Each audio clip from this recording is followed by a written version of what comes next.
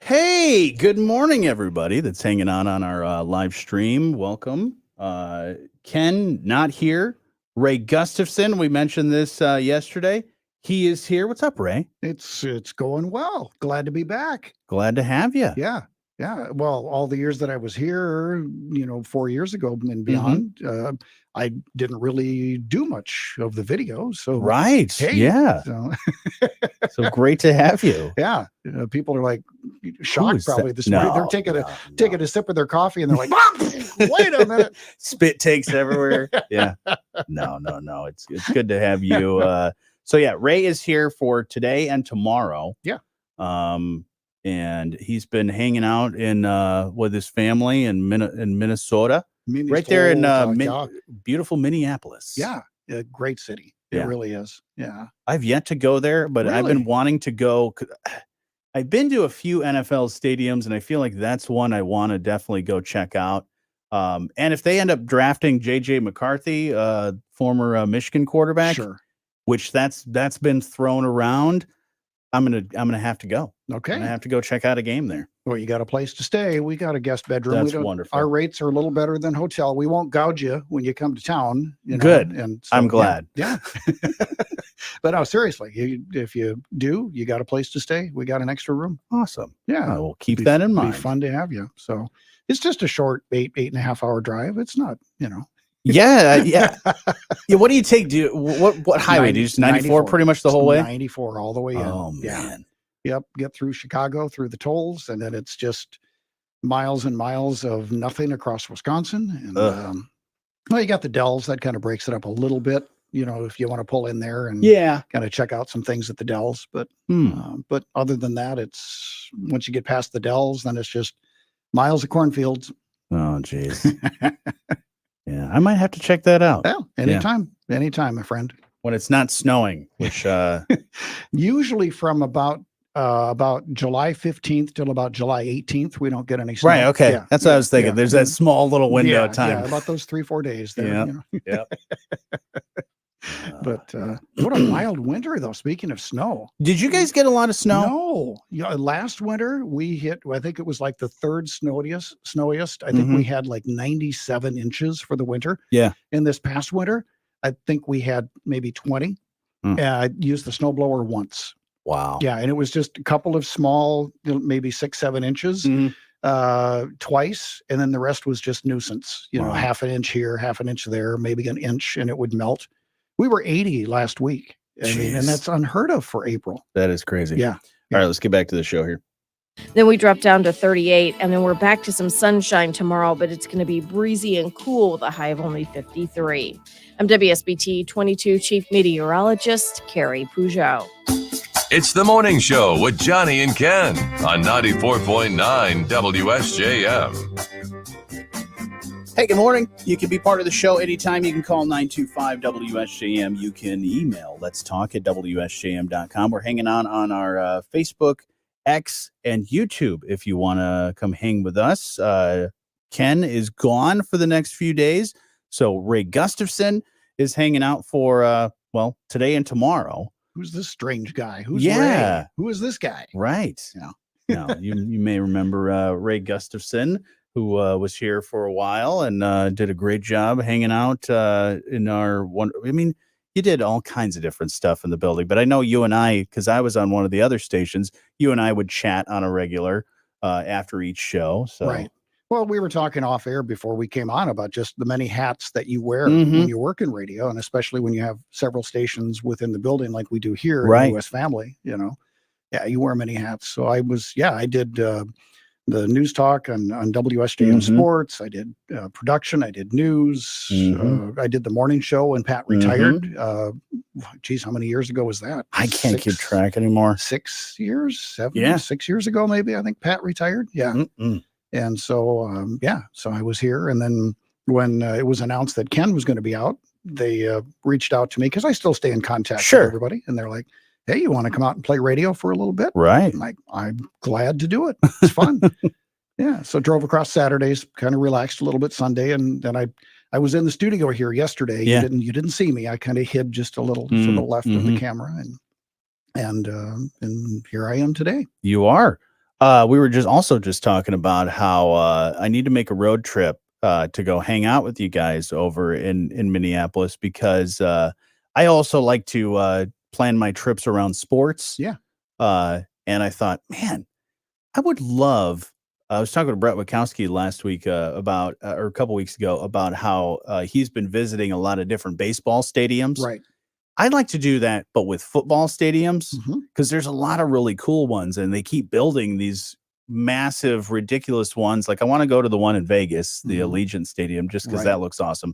But the one in Minnesota, the crazy what was when they built that thing, the Vikings stadium? It has a weird shape. Were they going for a Viking ship? Viking ship, yeah, that's what it's, and that's really what it looks like. It's very impressive. Yeah. And then they just built, not just, but my tax dollars just built, right? Not just, but new Twin Stadium too. They used to play in what was called the Hubert H. Humphrey Metrodome, the Dome Stadium, and the Twins and the Vikings shared that stadium. Yep. And then they built the Viking Stadium, or the Twin Stadium as well, and they're both right downtown. Yeah. So when there's events going on at both of those venues, holy cow, traffic is fun. Now that was a dome, but so the football stadium's a dome. The baseball stadium now is open air. Yeah. I think the initial plans were they were going to put a roof on it, and then it got delayed, and then the price went up, and so they opted not to. Yeah.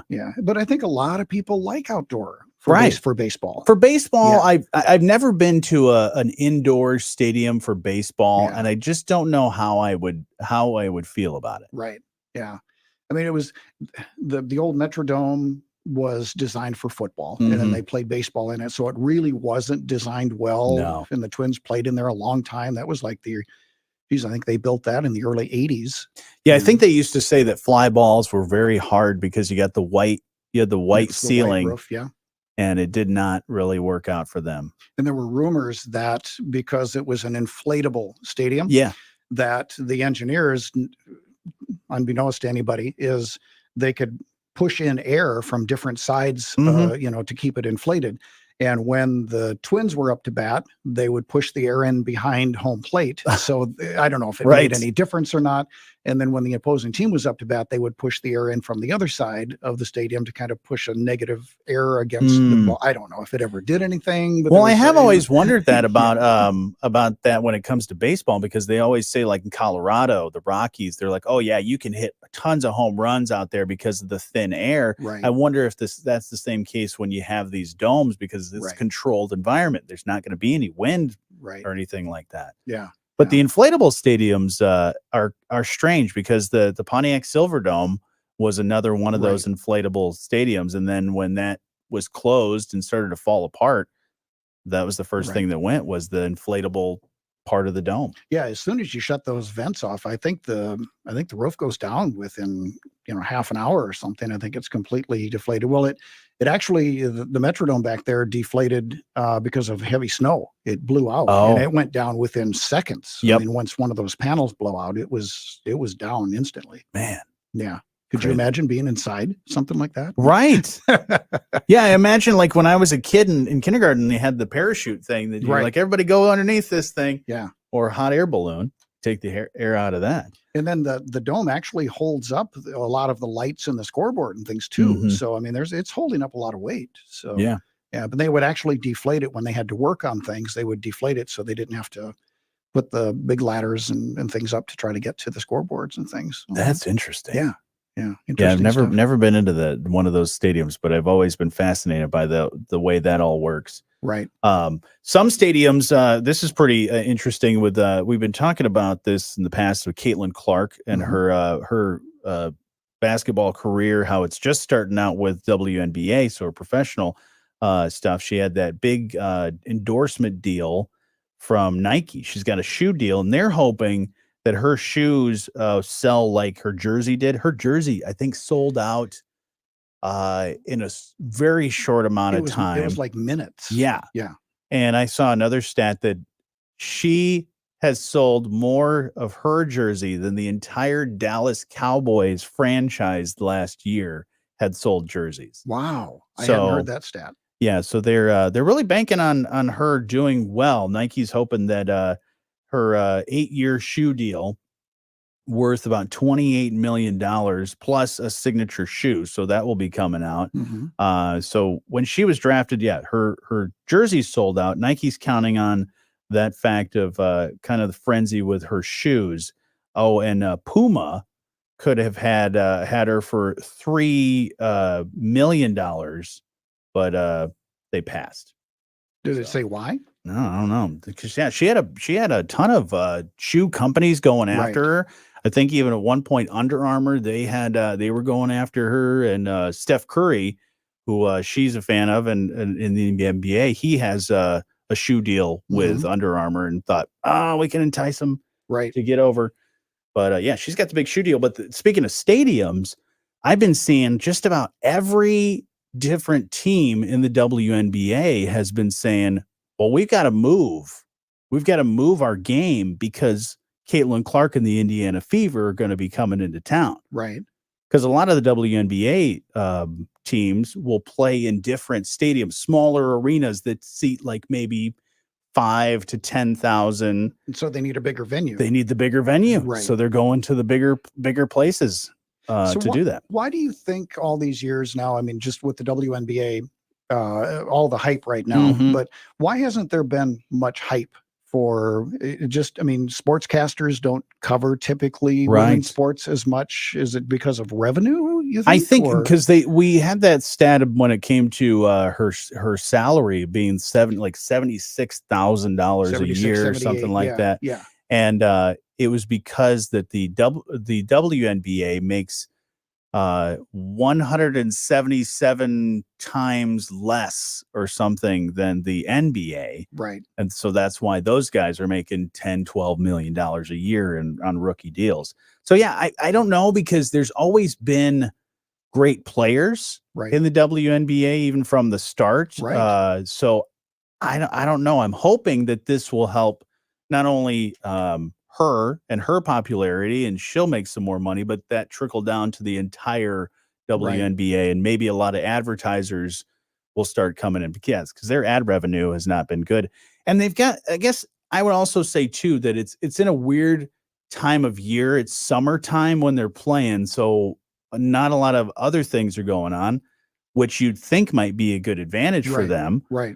But it just has never seemed to pan out for women's basketball when it comes to advertising. Well, I know like the TV sportscasters, for instance, it's all men's sports and everything and and then at the very end it's like, oh yeah, and then the Lynx play this weekend. Exactly. Yeah, that's it for sports. It's like, what? Oh yeah, Chicago, here's your Chicago Sky. Here's your Indiana Fever score, and that's it. And I'm glad to see that they're getting a lot more publicity now, because it's fun to watch. My wife is a big WNBA fan. Yeah. And hello to my wife if she's watching. She said she was listening this morning. And but I'm glad to see the extra publicity. Hopefully this will help boost a lot for the program. Right. Absolutely. I mean, you've got teams. I mean, they have a team in Las Vegas before the NBA had a team in Las Vegas, and that team won the championship last year. So I think there's, and she's not the only great player. I mean, there were a lot of players that she was playing against in the tournament. That's one reason why she didn't win it all with Iowa, was because there were a lot of other great players around her. And other teams. So I think the WNBA hopefully will start making some more money, which then in turn will start making all these other players some more money. More resources to work with, so they can train more people. There's more interest in youth now, and in women players in youth wanting to get into it now, because they've got some sort of an idol to kind of look up to, which is great. Right. I think it's amazing. Yeah, because I mean, and that's I think too is the NBA is starting to have that, to where who's the NBA star that all the kids are watching. Because I know when I was growing up, everybody's watching Michael Jordan, everybody's watching Isaiah Thomas and all those guys. So it's like now a lot of kids that are playing basketball starting out, whether they're 7 years old or 17 years old, they're looking at players like Caitlin Clark, to say, oh, I'm going to emulate my style after that person. So. Yeah. No, I think it's all positive. It's great news. So we'll get to some other things here in just a little bit. We'll catch you up with sports, news, and your Bloomberg Market Minute is on the way next. Loan rates are trending downward. Are you All right. Yeah. I do like watching the WNBA. I watched more of the women's basketball tournament this year than I did the men's basketball tournament because I feel like with the women's side, they actually play offense and defense, which you don't even see that. You definitely don't see that in the NBA, and you don't see that much in the WNBA, or the men's sports. Yeah. I was glad to see my youngest is off to college now. We're officially empty nesters. Congratulations. But they played high school basketball. And so, the wife and I, they did traveling in the summer. So we traveled all over the place. I mean, we'd come over from Minneapolis, we'd come over to the east side of Wisconsin and go to all these tournaments, and it was fun, and it was great to see the turnout. I mean, there were times where it was hard to find a place to sit to watch the games. Wow. And we'd go into the Dakotas and to Iowa. We'd traveled all over the place. Wow. For some of those tournaments. Yeah, because I've known people that do the travel ball in any of the sports, and man, it's got to be tough, to do all that. Yeah. It was a lot of fun, and I was glad to see, the excitement. So now you mentioned that, you watched more WNBA this year. Is it because of Caitlin then, or for women's with women's college basketball? Yeah, I pretty much even not even during the tournament, during the regular season, and that was because I could find it, and it was right in front of me. There was as soon as I turn on my smart TV, advertisement that says, "Oh, Iowa's going to be playing against Minnesota tonight," and it's like, "Oh, well, I'll watch it." Yeah. And I was glad to see because normally the networks don't really broadcast the games much. And I was glad to see that they picked up a bunch of them. We actually subscribed to, correct me if my wife is watching here, is it Fubo? I think Fubo.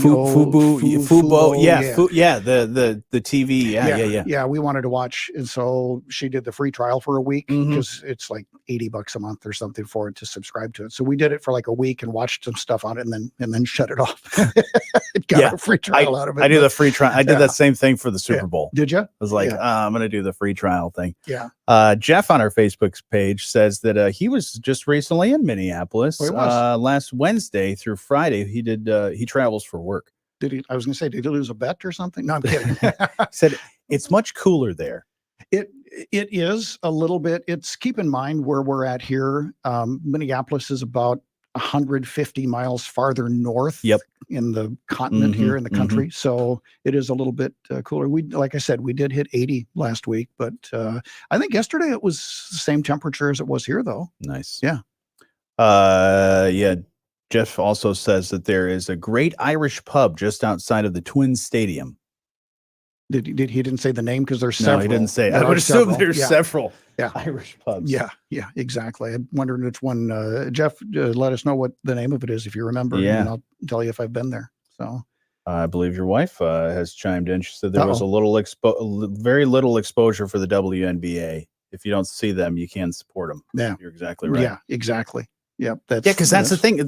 Because not only the ad dollars, but now you're battling streaming services. Like I was trying to find certain games during the tournament, and since there's on so many different networks, it was like a scavenger hunt trying to find where the game was. Right. Yeah. I mean, instead of just turning it on and putting on ABC or CBS or whatever, something like that. Yeah. You had to actually search to find those things. And I hope that that's going to change. I hope because of this new, excitement around it, that the networks are going to go, yeah, maybe we should be doing this. And, and if the ad revenue is there to back it up, for sure, they're going to start. Oh, yeah. They're going to start doing that.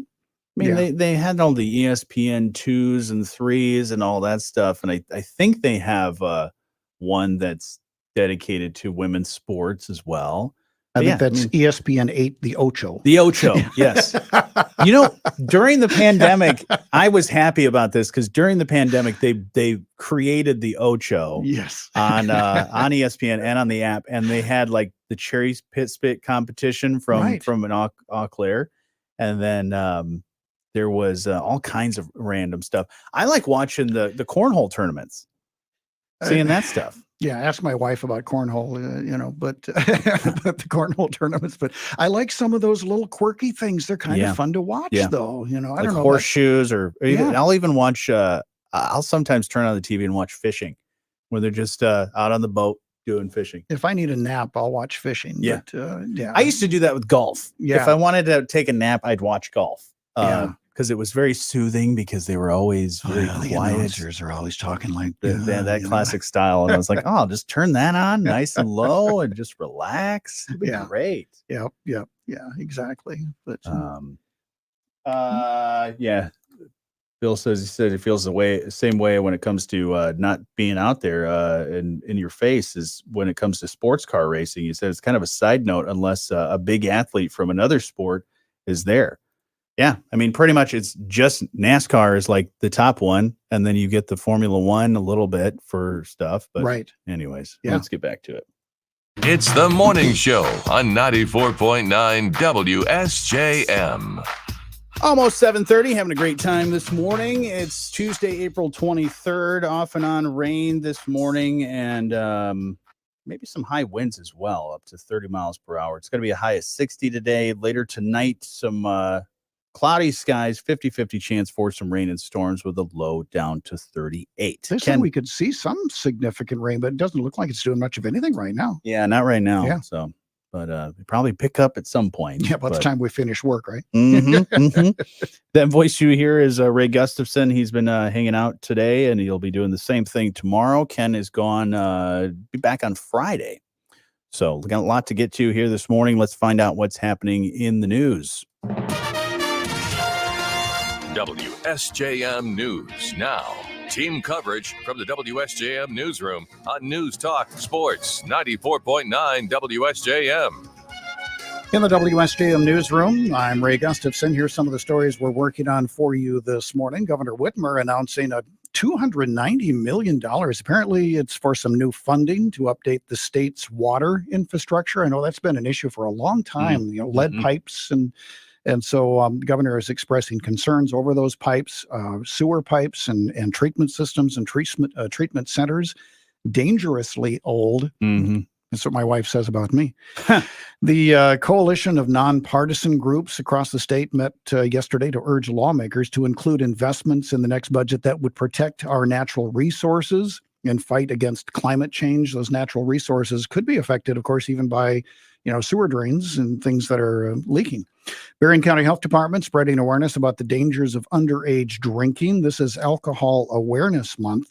Coming up at the top of the hour, we'll talk with the prevention supervisor, Lisa Peoples-Hurst. She's going to talk about how some young people think that alcohol isn't unsafe. Well, it's legal. Why is it unsafe? But there's reasons why someone's not supposed to have it until they're 21. Drinking age was 18 when I was growing up. That's how old I am. Wow. So, yeah, I turned 18 and I could drink, and then they changed it to 19 the next year, but I was grandfathered in. Yeah. And finally, this is Crime Victims' Rights Week. If you've lost lives or loved ones that have lost lives due to violent crimes, they're being remembered and honored all over the country.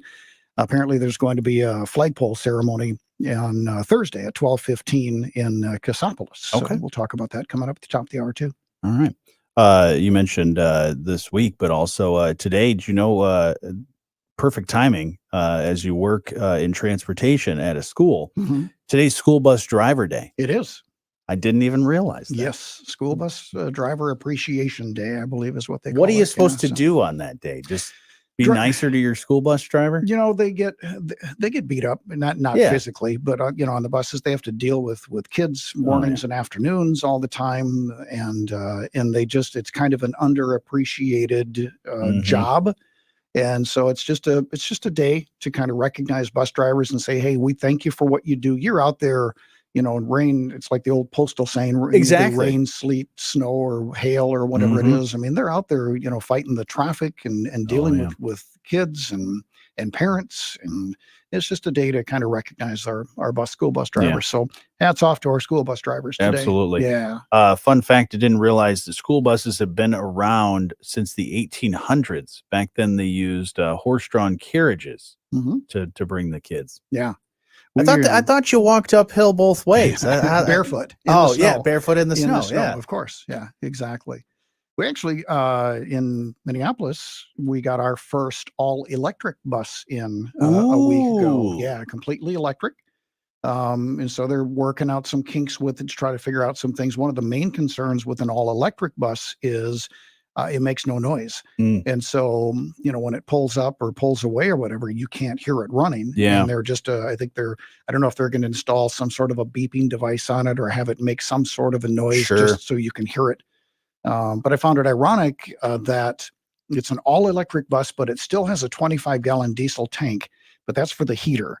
Oh, yeah, because if you can imagine trying to heat the whole inside of that bus off of the battery, it would deplete the battery really fast. Yeah. So there is a diesel heater on the bus, which takes very little fuel, but probably doesn't make enough noise. Yeah, it's like a little furnace that so that really doesn't make much noise. But that's only to be used in the winter when it's extremely cold, which is again every day except for those 3 or 4 days in July where we don't get any snow there. So. Yeah. Just a nice little, nice warm weekend. Yeah, so I'll be excited. I'll be able to check that out once they get that out on the road, and that's exciting. Yeah, it's a lot of fun. I know a lot of school districts are looking toward electric buses now. Yeah, different. And I mean, you think about a lot of city buses will run on like propane or natural gas and things. Or there's hybrid buses too. Yeah, a lot of hybrid buses out there. Interesting stuff. Because I mean, the biggest question too is not only the noise, but will it complete the route? Right. And in all kinds of weather, because you think about cold weather that you might have, if that's going to make the battery deplete the battery much faster, and it won't charge back quite as quick. I think right now they want to store them inside like overnight so the batteries can get a good full charge overnight. Interesting. And I think I was told they'll go 150, 200 miles on a charge. Oh, yeah. Right. Which can complete a morning and an afternoon route. Then most buses, I think, run, depending on the district, probably around 50 miles in the morning and about that in the afternoon. Again, depending on the routes. If you've got a lot of rural places that you pick up, then it'll go a few more miles than that. Yeah. We'll catch you up with sports here in just a moment. Also find out what's happening around the state. The Michigan News Network. Today's also International Nose Picking Day. Is it? So, yeah, just don't pick your nose and drive a school bus at the same time. Probably not a good idea. Yeah. Nose picking day. Why is that even a thing? There's so many holidays, and I don't know who the person is that approves all of the random holidays, but that sounds made up. Yeah. I mean, that's gross. If you think about it, that's just gross. Study found that 91% of people picked their noses, but most of them also condemned the practice of picking the nose. Yeah. I mean, every once in a while, if you get a little itch or something going on, you got to get it out. But if you try to blow it out, sometimes you got to, fish something out of there. Right. It's like, and then wash your hands after you do that. Please wash your hands. Come on. It's also National Cherry Cheesecake Day, Picnic Day. Cherry Cheesecake Day? Cherry Cheesecake. Yeah. So toss some cherries. Wonder if there's any places giving out, usually if it's National Ice Cream Day, some of the restaurants or Pancake Day. Yeah, they'll give you a free pancake or a free ice cream cone or something. I'd love to check into that. I love cherry cheesecake. Yeah. What was the other one? It does say Cheesecake Factory locations and at some Denny's. So if you can find either of those ones in your travels, then feel free to check that out. Picnic Day, also International Macaroni, or actually not macaroni. Yeah. Marconi Day. Marconi. Who's this Marconi guy? Yeah. I literally thought it said macaroni because at first glance. But yeah, Marconi, 1874. The birth of Marconi, an inventor. Invented the wireless telegraph. He's also credited as the father of radio. Yeah. There's a good history project for kids. If you want to learn about that, there's a lot of history there. Some say that they call him the father of radio, but there were other people involved with the beginnings of radio that, he claimed to be father of radio. Yeah. But there's some other people that were heavily involved in making all this happen. Yeah. Tesla was one of them. Right. Nikolai Tesla. Yeah. He was doing all that stuff, and it was sort of a radio race between the two of them and some other people. But yeah.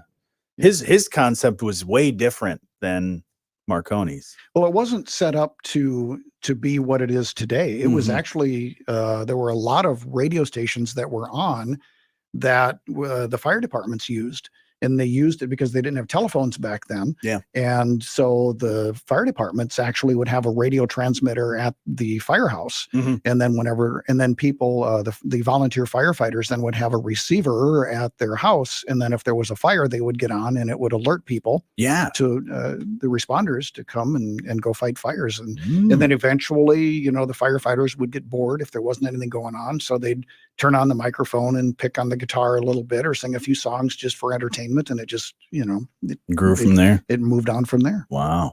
There's your history lesson for today. I like it. O'Donovan's Irish Pub is the one in Minneapolis. Is that what you say? Yep. Yeah. We have been there. I know exactly where that's at. Yeah. How many Irish pubs are there around there? Probably a lot. I mean, any stadium is going to have, of course, a ton of bars and restaurants around it. More in St. Paul than Minneapolis. Okay. Yeah. A little more of a bigger Irish community in the St. Paul area. So, yeah. Jeff did a lot of sightseeing when he was there. He said there's also a very nice soccer stadium in Minneapolis that I believe a former United Healthcare CEO contributed a sizable amount to have that built. Also in St. Paul. Yep. So, yep. Yeah. My wife has actually worked at that stadium. She worked some concessions there. Nice. Yeah. Beautiful, beautiful stadium. Yeah. Yeah. If you look that up, it's a very well designed. Nice. Yeah. Very well designed. And there's also the couple of restaurants that serve what's called a Juicy Lucy. Have you heard of a Juicy Lucy? The burger, right? The burger. Yeah. Yeah. Yeah. You take 2 hamburger patties and put a big old block of cheese and smash it together. Yep. And then they throw it on the grill and then that cheese melts inside. My cholesterol is going up just as we talk about it. But there's a place called Matt's Bar that's known for it. And they're so good. Oh, I bet. Oh my God. They're just, but you get that kind of a little bit of a meat coma when you leave. Like you start sweating after the first bite. Yeah. But they're so good. Now I'm going to go to Matt's Bar. My wife's watching. We're going to Matt's Bar. Going to Matt's Bar? Yeah. Perfect. Yeah. That sounds fun. Yeah. Yeah. I love the stuffed burger. That concept. Yeah. I mean, they're making, I of course watch, one of my go-tos is the Triple D, the Diners, Drive-Ins and Dives. Right. I like that show. And just seeing some of the burgers, especially when they get to the burger places, just the stack that those are, man, it's ridiculous. They did an episode of that at the Matt's Bar. Yeah. Yep. And then when Obama was president, when he came to town, he actually went to Matt's Bar and had the Juicy Lucy there too. There's pictures of him up on the wall enjoying one. Yeah, I think Adam Richman, Man versus Food. I think he's done probably an eating challenge of some point. Another person that did it is Fluffy, the comedian. Oh, yeah. We would travel around and eat. And the wife and I, it's actually on our bucket list. We want to travel around to some of the places that Fluffy went to and visit and eat some of the food that he did. If you've ever watched he had a show, I don't remember what it was called. And we watched the whole series. Yeah. It was really good. Gabriel Iglesias. Yeah. He's hilarious. Yeah. He comes to town quite often and does shows. So we've seen him a couple of times. Yeah. Yeah. It's a great time. Jocelyn says hello. Oh, hey, Jocelyn. And she's going to be in Thursday with you, right? Yeah, I think I'm going to have her do some stuff on Thursday. Because Ken is out till Friday. Yep. So, yeah. And I'll be making the trek back to Minneapolis on Thursday. So, that'll be fun to have her in here. Now, you've had her on several times. She knows more about radio just living with you. Oh, yeah. Than probably some of the people in this through osmosis. Yeah. And through just listening to me, of course, do such great, fine award-winning radio every single day. She knows what the test is. Yeah. But she's been on several times with you. Yeah. So how long have you guys been together? We've been together 18, carry the one. Yeah. It's probably 16, 17 years, somewhere around there. Now? Yeah, 17 years. Wow. I can't keep track anymore these days. Okay. I don't. How'd you meet? Real quick. Well, maybe she'll comment with the year number. Yeah. We actually went to college together. Did you? And we met when I was auditioning for the school play. Right. And I was new to the school, of course, as my first year in college, and I didn't know a lot of people, but I did know I wanted to go to that school because I wanted to do some acting. I did it in high school, and I was like, you know what? They've got a good theater program. I think that's my way to go, because I started in radio right out of high school. But yeah, it was like, oh yeah, it's time for me to go check that out and see what that's all about. And I auditioned for the play, and she was right there. Right. And she said, "Hey, what's your name?" And I'm like, "Johnny, of course." But I was nervous about doing theater. It's like, I don't know any of these people. I knew like one person that was through a friend. Right. And she told me about theater. But yeah, Jocelyn and I used to do the plays there, did the musicals, did all kinds of stuff. So. I met my wife when I was in Dallas, Fort Worth. Lived in a little community just north of Dallas, Fort Worth called Denton. And of course, you don't make a lot of money in radio. And so to supplement my my radio income, I moonlighted at a Mr. Gaddy's pizza place. And I hired my wife. She applied for a job and I hired her and we worked together at the restaurant. That's how I met her. Wow. Isn't that crazy? Yeah. And the rest is history. So you were a boss. Now she bosses you around. Well, yeah. No, she started the bossing as soon as I met her. But, That's great. That's great. I love you, sweetie. Yeah, that's great. Yeah, her and I, Jocelyn and I have done theater we haven't done theater in a while. We did that, we did musicals and plays and all that stuff, but we haven't done one together in a while. Did you kind of stop because of COVID, you mean, or? A little bit. Yeah, it was the reason I stopped is because I kept doing morning radio. Yeah. So it was all these rehearsals. They're like, yeah, our rehearsal starts at 7. It's like, well, it goes till 10. Bedtime is 8:30, 9 o'clock. So this might not work. A lot of people think, the show here starts at 6. A lot of people think, oh yeah, you walk in the door at 5 minutes to 6 and we sit down and go. It's like, no, I came in at 3:30 this morning to get things ready to go. You come in, at least an hour early every morning. And I mean, we don't just magically have things. It sounds like we just make stuff up. But. Yeah, we did do. She directed, and I was in it, and she was in it. A radio play. We did one of those at New Buffalo schools last year, or a couple of years ago, 2022, I believe. That was fun. Okay. Yeah, so I'm trying to get more radio plays. I think that's the lost art as we talk about Marconi and the radio and all that stuff. Right. I think radio plays. Now you have podcasts and things that you listen to. Right. But those like sort of dramatic stories. You mean like the War of the Worlds type stuff? War of the Worlds, Little Orphan Annie, The Shadow, stuff like that. But we did one for Christmas. Okay. There was a short little Christmas play. I cannot remember the name, but it was about a teacher, and it was like called The Magic Christmas Tree or something like that. But it was fun. It was fun. We had to do doors opening and closing and little sound effects and doorbells. And so that was a lot of fun to teach the kids. Nowadays, all those sound effects are just available, through of course production libraries. But back then they had to make all of their own sound effects. Yeah. Yeah, exactly. That was fun. Yeah. All right. We'll get back to it here in just a little bit. 22 Chief Meteorologist Carrie Peugeot. It's the morning show with Jonny and Ken on 94.9 WSJM. Hey, good morning. Be part of the show anytime. You can call 925-WSJM. You can email let's talk at WSJM.com. Facebook, YouTube, X is where we are hanging out if you would like to do that. We've been having a good chat. Ken is gone for the next couple of days, so Ray Gustafson is here today and tomorrow. So happy to have him. And we've been talking about all kinds of fun stuff. Yeah. But one other thing that you were talking about a little bit earlier as we were putting together and planning this fine award-winning program. Believe it or not, we do have a plan. Sort of. Yeah. Yeah. It's sort of I kind of call it like an idea board, or it's fluid though. Yeah. Like a dream board. Yeah. It's like just throw a bunch of stuff up there and say, how about that? Well, we see if the spaghetti sticks to the wall, which goes back to our spaghetti dinner. Spaghetti dinner. That's coming up, Yeah. So, yeah. By the way, Lakeshore Rotary Spaghetti Dinner Buffet. Tonight? Tomorrow. Oh, no, tomorrow. Tomorrow. Yeah. Or no. Stop. Thursday, the 24th. Got it. 4 to 7. Yeah. It should be every night. I mean, they're going to be prepping and all that stuff tomorrow, but Thursday. See what sticks. We bring lots more to the table than what we actually use. Absolutely. Absolutely. But you found some information about regarding housing issues and housing prices. What do you got for me? You own or rent?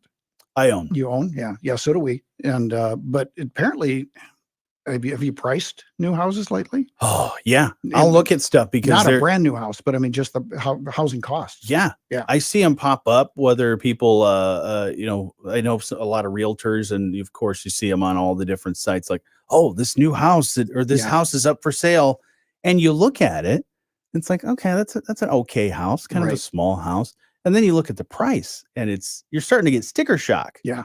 With the way housing prices are. I mean, right now, like when we bought our house to what it is now, if we sold it, basically double. Oh yeah, at least ours has more than tripled. We've been in it 20. The wife can chime in on Facebook here in the chat. I think it's 26 years, 27 years. And you'd think it would be paid off by now, but anyway. But yeah, housing prices have increased more than twice as much as inflation. If home prices had increased at the same rate as inflation, the median price of a U.S. home would be about $177,000 right now. But the current median price is $413,000. Yeah, isn't that crazy? Yeah. And it just makes it so hard because you have to put a pretty good down payment. Then? Yeah. I mean, I know they have first-time buyer incentives and things, but yeah, it makes it almost impossible. And then interest rates, of course, are. I think our interest rates, like, we got in, what are we at, like 4% or something? Sure. I mean, it's our 3.7. I mean, it's pretty low, but I've seen some interest rates on homes, you know, upwards of 8, 10, 12%. Right. How can you afford, you know, a $700, $800, $1,000 house payment, you know, or more? Some people are paying much more than that, you know, $1,500, $1,800.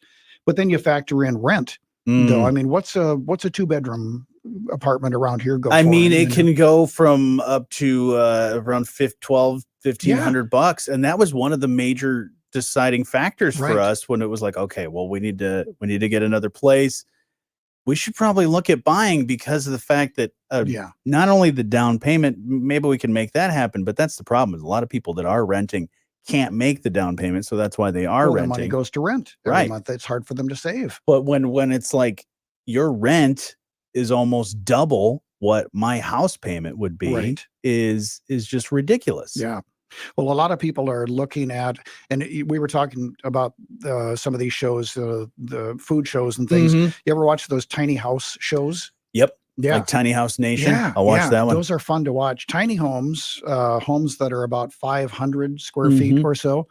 They're priced around $30,000 to $50,000 roughly, just for those, which is high, but certainly a lot cheaper than a $400,000. And if you can get by with it, but they've surged in popularity. Some states don't allow them because they're too small, and then they've got some zoning regulations that they making building a tiny home difficult. But there's a company apparently out of Texas that's taking a look at the tiny homes market. And according to their report, it says Vermont, Kentucky, Arkansas, they're some of the best states to buy a tiny home. Okay. So, yeah. So I like watching those shows too. Somebody will just buy a little plot of land and just kind of build a little tiny home or have part of it moved in. You can buy them kind of pre-built nowadays. Yeah. And some people are even taking those metal storage containers, the shipping containers, and they're stacking those up and cutting out the walls and making those are pretty cool. Those are really cool. Yeah.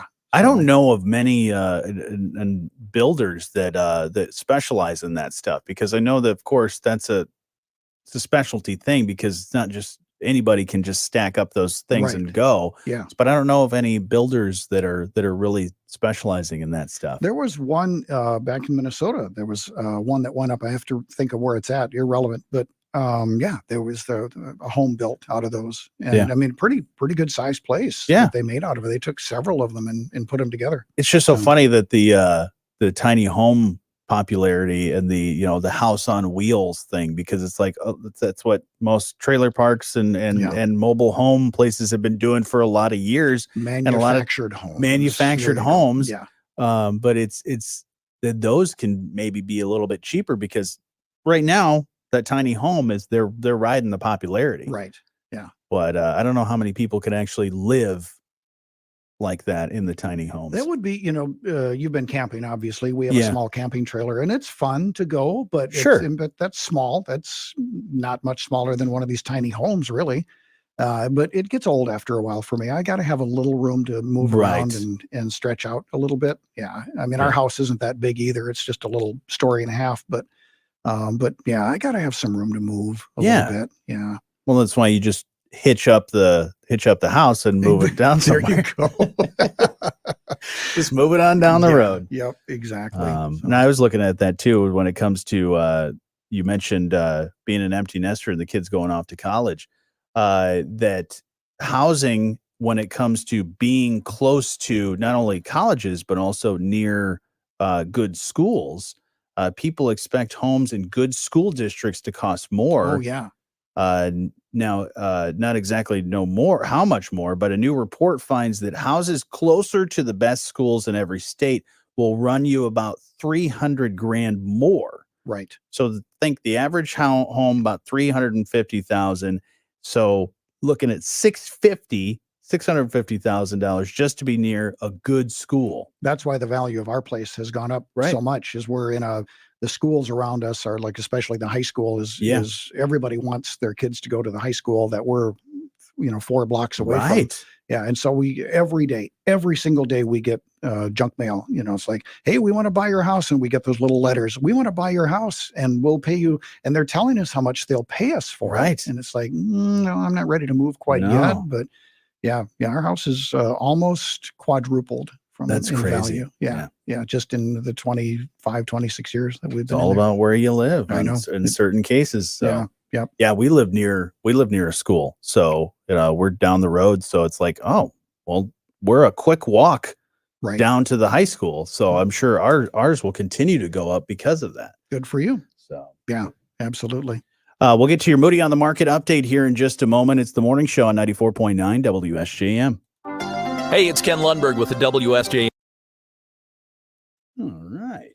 So we were talking about, there's housing and everything, kind of a sidebar. Jeff Bezos, you know who that guy is? So, he Amazon founder. He bought his third billionaire bunker now. Oh. He's got his third one. Yeah, it was just a mere $90 million for his third place now. Not too bad. South Florida's Indian Creek. He's nicknamed it his billionaire's bunker. And apparently this area, Biscayne Bay, kind of South Florida's Indian Creek Island. It's home to some of the richest people in the world, according to some of the locals there. This area, the Indian Creek Private Police Force will take care of an owner's garbage if the maid is off work. A private police force? Yeah. So it's the third home that he's purchased on that small island. So he's got 3 places just on that one small island. Yeah. So poor him. Ben Affleck and J-Lo, they're looking for a house again. It looks like, I know they were trying to get them to locate here, but they're looking around New York City. Darn. So they were married in 2022. They spent months searching for their perfect blended home in Los Angeles, and then they backed out of the deal. And then they decided on a $61 million 12-bedroom. What do they need 12 bedrooms for? No. And I'm sure there's probably 10 to 11 bathrooms to go along with that. So they spent the weekend looking at townhomes on the Upper East Side. Billy Joel, let's see here. He's cut another $5 million off the price. So he's trying to sell his place in Palm Beach. So if you're looking to get a place, it's just $5 million off already. So what's the asking price now? Bringing the list down to $49.9 million. Yeah, he took $5 million off. Jeez. That's a steep drop. He was originally asking $65 million for it. That's what he was looking for last year. But wow, he bought a place down in Florida for $29 million. So yeah, I think that's the case with like Michael Jordan had. I don't know if he still does, but had a house in the Chicago suburbs, and he built a ridiculous house, and so the asking price was, of course, ridiculous even for that area. And so he's asking just a ton of money for it. It's like, just turn it into a museum at that point. Well, apparently. All right, hang on. With Jonny and Ken on 94.9 WSJM. Having some good chats on our live stream. If you haven't been hanging out over there, you should do that. We were talking about ridiculous houses. With Jeff Bezos buying a ridiculous house. I was just talking about Michael Jordan's former house in Chicago area. Billy Joel selling, reduced the price of his place by $5 million. It makes it really affordable at $50 million now. Yeah, I wonder what the payments on that would be. I can't even. Well, I wonder, do they even have payments? Right, Or I'm do sure just- they'd probably accept cash offers on Yeah. that point, because I don't know if you would get can you get a $50 million mortgage? I don't know. How much would you have to put down if you did, Yeah. What's the typical down payment? About 30%? I think 20 20 at to least 30? 20%. What's 20% of 50 million? Well, that'd I'm in be- radio, dude. I'm not in Yeah, I math. know. There again, I got to take off my shoes to count. Yeah. Didn't bring my calculator But with me. apparently luxury home sales are surging. It's crazy. The prices are going up at double. And in the fourth quarter of last year, the average luxury home sale price was about 1.17 million. That's up about almost 9%. Wow. So people are buying these big luxury homes. And we were talking about tiny houses, and yet people are buying these big luxury homes. Yeah. Now, there's a couple of houses, just a retired couple. And I think it's got to be at least a 5-bedroom place. And it's just those two. Right. And they've got this monster house just a couple houses over from us. Yeah. Yeah. Crazy stuff. So It's time now for your Moody on the Market update, where we update you on business news, interesting people you should know, as well as Southwest Michigan and why we love it here. It's all brought to you by our friends at Insurance Management Service. Call IMS today, your local auto owners agency with locations in St. Joseph and in Niles. And one of Southwest Michigan's best-known longtime chefs and restaurateurs has passed away.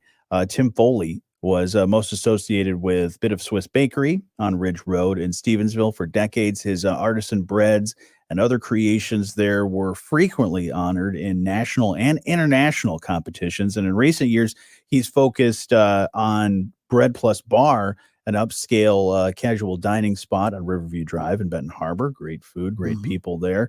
Now, Foley sold the Bit of Swiss to veteran employees, if as detailed in a 2022 story on moodyonthemarket.com. And then a statement from the folks from Bit of Swiss on social media yesterday. Yeah, as soon as I saw it, I was like, oh my gosh. wow. It was a shock to me and a shock to the community as well. But yeah, he passed away. Funeral services to be announced soon. So yeah. He was a big part of the community here. Absolutely. Yeah. Not only many years with Bit of Swiss, and then when he opened up Bread Plus Bar, you knew what you were getting with him and his team. So sad news to report there. But check out these stories and more at moodyonthemarket.com and the Moody on the Market app. Your update brought to you by Insurance Management Service. Call IMS today, your local auto owners agency with locations in St. Joseph and in Niles. Rich Brand and Tarek Halsey of IMS Insurance. All right. Yeah, that was a bummer. I saw that yesterday. I was like, oh, man. Yeah. I knew him when I was here 4 years ago. Yeah. Yeah. Great guy. Carol on our Carol Coffin on our Facebook page says, Ray. Hey, Carol. So awesome to see you. Of course, you too, Johnny. And then Yeah. Ken's gone for the next couple of days. But yeah. Carol and I go way back. Oh, yeah. Yeah. That's awesome. Yeah. You being here is boosting our viewership. Yeah. Well, I know I got some people back in Minnesota that are watching. That's great. My oldest daughter out in South Carolina is watching and listening this morning. So Very hello nice. to Holly and my wife Rhonda. And all right. Yeah. Well, so there's 2 extra people at least. At least a couple. So we're up to. So we've doubled. So we're up to like 3 now. Thank you everybody for hanging out with us. We're about wrapping this up for today, but you'll be back tomorrow. I will. I'll be back tomorrow as well. Ken will be back on Friday. But we still got a lot of show to get to. Another hour of that if you want to listen on the WSJM app or on 94.9 WSJM if you're in Southwest Michigan. Those people that are in Minnesota or South Carolina or wherever you're around the world, gonna have to listen on the app. Yeah, there you go. So thanks for having me back. All right, bye everybody.